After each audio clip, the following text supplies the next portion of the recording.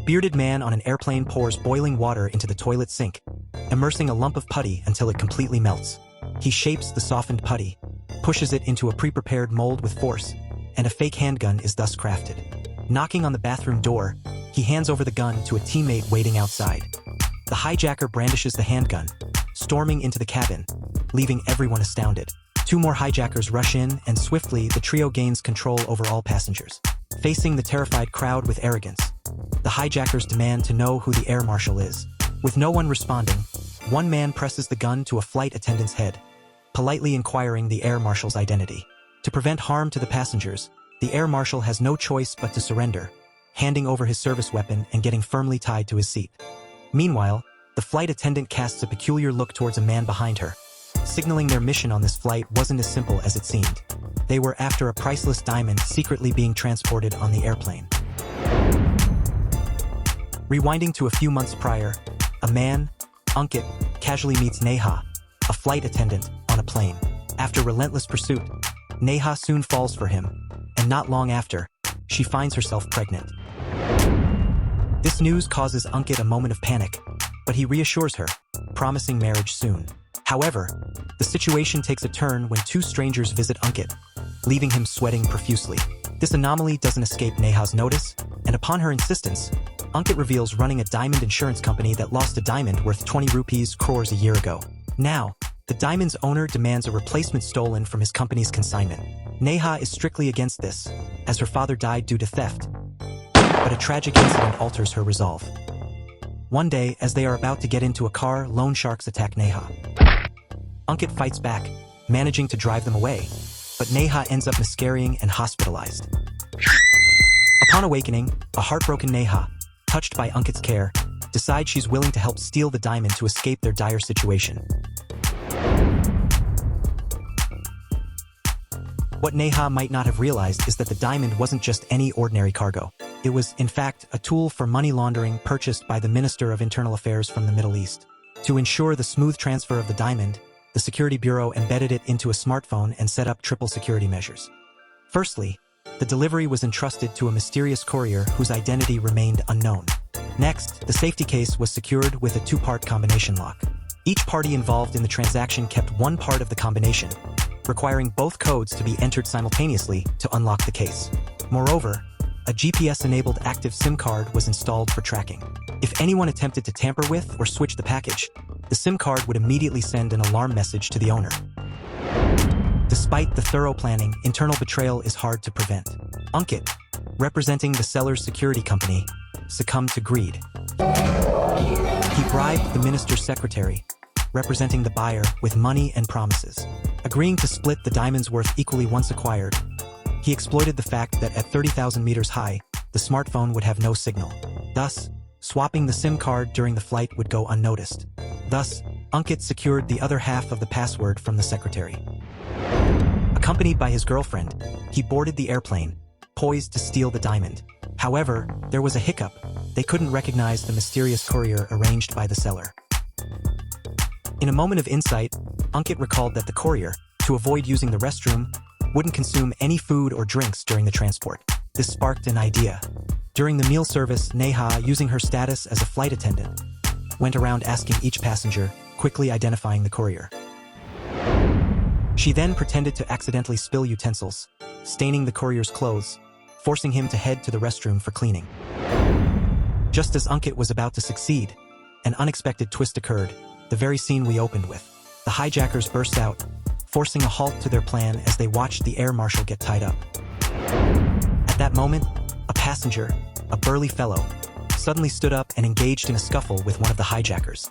He loudly called for help, yet everyone just watched silently, no one daring to lend a hand. The passenger was severely beaten by the hijackers, casting a deadly silence over the entire cabin. Just then, the hijackers realized someone was covertly filming with a cell phone. To better control the hostages, they confiscated everyone's phones and herded them all into the economy class. During the move, Ankit noticed the mysterious security officer attempting to reach for something but was halted by the hijackers. However, Ankit managed to confirm the location of the case carrying the code. The hijackers then raised a banner shouting slogans from a terrorist group. The pilot also noticed the anomaly and immediately contacted ground control. The hijackers, holding the flight attendant hostage, approached the cockpit's door, demanded the pilot inform the government to release a certain prisoner immediately, or they would blow up the plane. They also insisted the plane be redirected to a nearby small airport for landing. Upon learning of the situation, the Security Bureau quickly dispatched the local sheriff to the airport, and for a moment, a tense calm returned to the aircraft. Passengers huddled together, hardly daring to breathe. Seizing the opportunity, Ankit feigned an asthma attack, claiming his medication was in his backpack. His acting skills were convincing enough to deceive the hijackers, and he went to the business class to retrieve his medication. However, just as he opened the case, a hijacker appeared behind him. Ankit, startled, pretended to search for the medication. Suspicious, the hijacker snatched the backpack, demanding to know its contents. Ankit claimed it was a gift for his mother, but in his panic, he forgot to act like an asthmatic, which the hijacker quickly noticed. Attempting to fake shortness of breath, Ankit was instead pummeled by the hijacker, blood spurting from his nose, leaving him in a pitiful state. Unsympathetic, the hijacker sent him back to economy class. Seeing Ankit's plight, Neha became anxious. After her persistent pleas, the hijacker finally agreed to let her bandage Ankit. Ankit then instructed Neha to go to business class to switch out the phones, but terrified, she shook her head in refusal. Ankit initially became angry but then softened, begging Neha to cooperate with him. Back in the cabin, Neha distracted the hijacker's attention while Ankit slipped back into business class. He retrieved his backpack and opened the case, replacing the SIM card from the diamond-laden phone into a decoy phone, pulling a classic switcheroo. Just when he thought he had succeeded, a hijacker caught him red-handed. Ankit hastily claimed he was looking for painkillers, but the hijacker was skeptical. Upon opening the backpack, the sparkling diamond phone nearly blinded him. As the hijacker turned to alert his accomplice, Ankit seized the moment to fight back. Just then, as the plane was about to land, the commotion caused the hijacker to accidentally discharge his gun, shooting himself. The remaining hijackers rushed in, striking Ankit upon hearing the gunshot, during which he managed to kick the phone under the seats. After a brutal beating that left his face bloodied and unrecognizable, Ankit was dragged into the restroom. During this chaos, the air marshal untied his binds and moved stealthily. He found the gun on the floor and seized the moment, shooting 2 of the hijackers down. As he was about to go and help Ankit, he was shocked still by the sight before him. Ankit was strapped with what appeared to be explosives. The air marshal immediately notified everyone to evacuate. Neha opened the emergency door to begin evacuation, also vigorously waking up a slightly overweight passenger who had been asleep throughout the ordeal. Once all passengers were safely evacuated, the bomb squad boarded to defuse the device, only to find out after tension-filled proceedings that the bomb was fake. Ankit returned to business class, picked up the phone from under the seats, and with a beaten but smiling face, casually walked off the plane. At this point, a perplexing situation arose. When the sheriff demanded the bodies of the 3 hijackers, the officers couldn't find a trace of them in the cabin. Sensing something amiss, the sheriff immediately ordered the airport to be locked down, prohibiting anyone from leaving, and began asking for the whereabouts of the flight marshal, but with no response. Eventually, the slightly overweight passenger, who had been sleeping all this time, was found to be the real air marshal. The sheriff quickly approached him for questioning. This air marshal had been unconscious since boarding the plane, completely oblivious to the hijacking and certainly had not killed any hijackers. Upon hearing this, the sheriff felt something was seriously wrong and questioned the sentries if anyone had left the area. The chilling truth was revealed. The escapee was the fake air marshal, an imposter who had colluded with the hijackers. It appeared the hijackers were not dead but hiding among the crowd. The sheriff ordered a systematic check of all passengers to root out the culprits. Meanwhile, Ankit, believing he had the diamond, met with the secretary. However, experts soon exposed the shocking truth after examination. All the diamonds were fake. The secretary, infuriated, accused Ankit of attempting to hoard the loot for himself and demanded he return the real diamonds. A bewildered Ankit, who had no idea how the real diamonds turned fake, argued that he wouldn't have walked into danger with fake diamonds if he meant to deceive. The skeptical secretary gave him 3 days to recover the genuine diamonds, threatening the lives of Ankit's entire family if he failed. Ankit, deeply troubled, had no clue where the problem originated or where to find the real diamonds until that moment. Neha found Ankit. Upon learning that the diamonds were fake, she seemed somewhat despondent but still tried to comfort Ankit, suggesting that they could start anew somewhere else as long as they had each other and that the diamonds didn't matter. Enraged by her words, Ankit lashed out, admitting he wooed Neha only for the diamonds. With the diamonds now gone, He had no reason to spare her another glance. After forcefully pushing her down, he walked away. As viewers, you might now feel sorry for the unlucky Neha. But wait, there's another twist.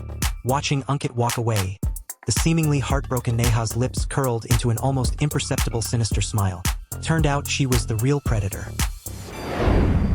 Several months ago, when Neha was assaulted by the loan shark, causing her miscarriage, her phone call was not disconnected during the scuffle, and the irregular conversation between Ankit and the loan shark was recorded by the person on the other end. Realizing the anomaly, Neha tried to confront Ankit, but found him hastily leaving the hospital. She followed him in a taxi and witnessed all of Ankit's nefarious dealings.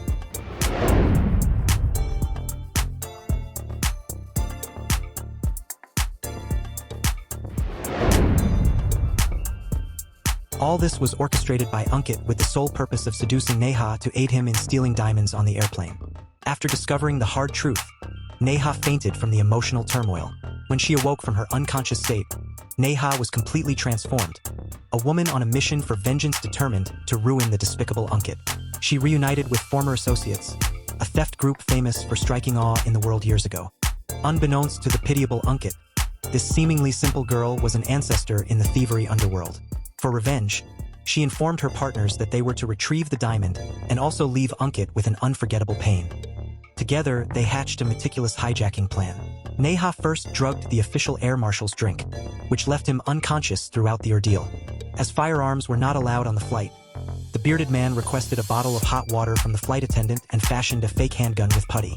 The husky fellow, part of their act, went through the beaten ploy, which had all passengers quaking in fear. They confiscated all mobile phones and herded passengers into the economy class. Then, amid the chaos, successfully switched the diamonds. Another associate disguised as an air marshal took the real marshal's gun, replaced the bullets with blanks, and pretended to kill two accomplices. Taking advantage of the tumult, he left the scene with the diamonds. On his way out, one of the hijackers gave Ankit a beating, much to Neha's satisfaction. Meanwhile, the police were in disarray with not a shred of evidence. Every passenger had a valid reason for their flight, their assigned seats were in disarray, and even the flight attendants couldn't be sure who was sitting where. Furthermore, the video footage was inconclusive in identifying the hijackers because of their head coverings. Just then, the air marshal recalled falling unconscious after drinking a beverage provided by the flight attendant, which piqued the sheriff's interest, leading him to demand Neha's presence. Alert Neha was currently making a threatening call to the minister, warning him to halt the investigation or risk exposure of his money laundering scandal. Brought before the authorities, Neha maintained her denial in the face of the sheriff's questions. However, the minister called, ordering an immediate stop to the inquiry, releasing all involved, and pinning the entire blame on the deceased hijackers. Under pressure from his superiors, the sheriff had no choice but to obey. As all passengers departed, a perfect crime came to its conclusion. Ankit and the secretary became the fall guys, bearing the brunt of the minister's wrath. Ankit only then realized everything had been Neha's scheme all along.